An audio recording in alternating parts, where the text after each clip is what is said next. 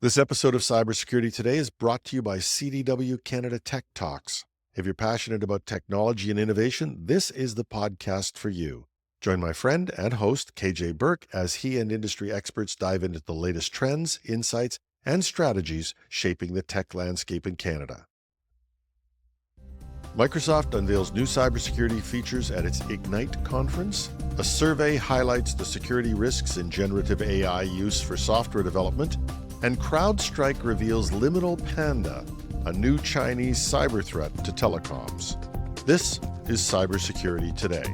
I'm your host, Jim Love. Let's get into it.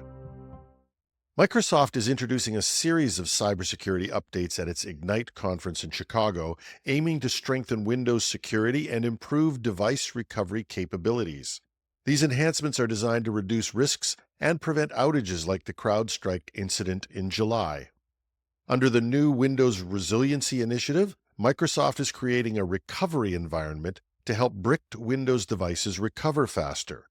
Security vendors will now need to conduct more thorough compatibility testing to detect bugs before releasing updates, and additionally, Microsoft is developing tools for antivirus and security products to operate within user mode, reducing reliance on kernel access, the most sensitive layer of the Windows system.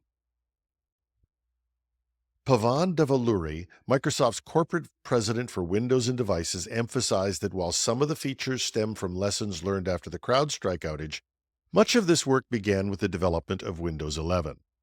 Windows also announced broader security measures, including rolling out security exposure management to monitor cyber threats, adding controls to Copilot to prevent data leaks, and improving security password deployment in its Edge browser.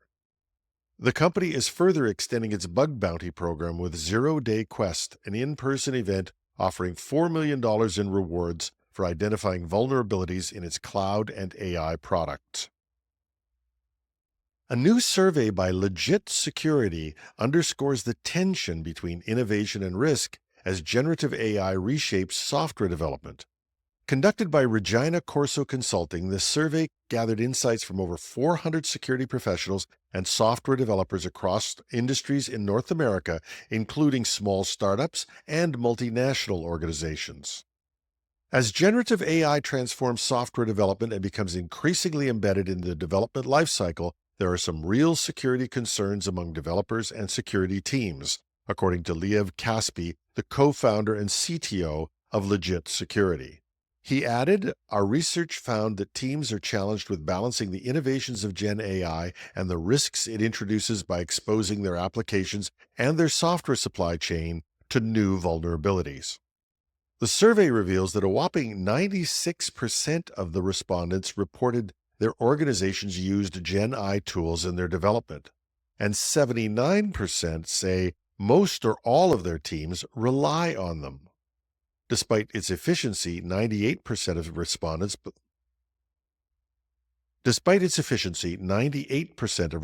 believe security teams need better visibility and control over how Gen AI is used. Concerns include the risk of malicious or unknown code introduced through AI-powered code assistance, with 84% of security professionals identifying this as a significant issue. A relatively small number of developers, only 8%, think that AI will reduce their problem-solving ability, although 98% predict a greater reliance on AI in the coming years. LegitSecurity highlights the need for organizations to improve oversight and foster collaboration between development and security teams to safely integrate Gen AI into their processes. Caspi notes, while Gen AI is undoubtedly the future of software development, organizations must be mindful of its new risks and ensure that they have the appropriate visibility into and the control over its use. There's a link to the report in the show notes. Registration is required. CrowdStrike has identified a China-linked cyber adversary, Liminal Panda, which has been targeting the telecommunications sector for a number of years, but somehow flying under the radar, and is now only fully appreciated for the threat it may present. Adam Myers, Senior Vice President of Counter-Adversary Operations, unveiled the group during a testimony before the U.S. Senate Judiciary Subcommittee on Privacy, Technology, and the Law. Active since at least 2020, Liminal Panda uses custom tools to exploit telecom networks, including protocols like the Global System for Mobile Communications to steal subscriber data and enable command and control. The group also leverages compromised telecom servers to infiltrate other providers across regions, demonstrating advanced knowledge of industry interconnectivity. According to Myers, their activities align closely with intelligence collection objectives, posing a significant risk to telecoms globally.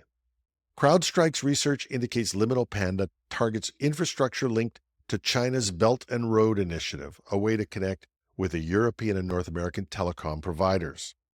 Liminal Panda employs tools and infrastructure often associated with other China-based groups.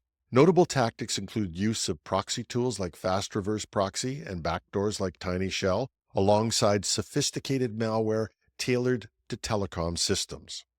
CrowdStrike recommends measures such as implementing advanced endpoint detection and response, or EDR solutions, securing secure shell SSH authentication with robust methods, and closely monitoring network access logs to counter threats from Liminal Panda and similar actors. These proactive steps are critical for protecting telecom infrastructure and sensitive subscriber data. And finally, a new report from the Environmental Protection Agency's Office of Inspector General reveals significant cybersecurity vulnerabilities in the United States drinking water systems. The findings highlight weaknesses that could jeopardize the safety of water supplies for over 100 million Americans.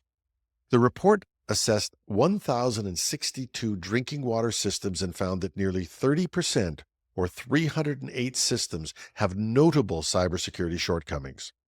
Among them, 97 systems serving 26.6 million people were classified as having critical or high-risk issues. Additionally, 211 systems were found with medium or low-risk vulnerabilities, including exposed digital portals potentially exploitable by attackers. Assistant Inspector General Adam Seefeld emphasized the risks, stating that even low-risk vulnerabilities could be exploited to disrupt physical infrastructure or operations. Alarmingly, the study only included systems serving populations of 50,000 or more, leaving smaller systems unassessed.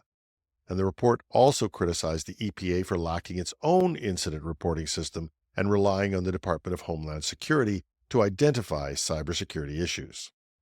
The EPA has acknowledged the findings and agrees that robust cybersecurity measures are essential to protect public health. However, efforts to improve security have been hampered by legal challenges, including a lawsuit that blocked new cybersecurity evaluations last year.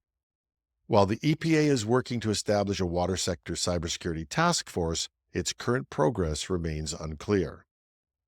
The report underscores the urgency of securing critical infrastructure against cyber threats, especially as outdated systems become increasingly exposed to modern IT risks. And those of us in Canada may not want to be smug about this.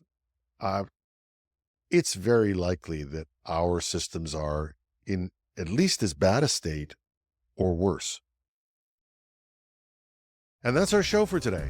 Thanks to our sponsors, CDW and KJ Burke's CDW Canada Tech Talks.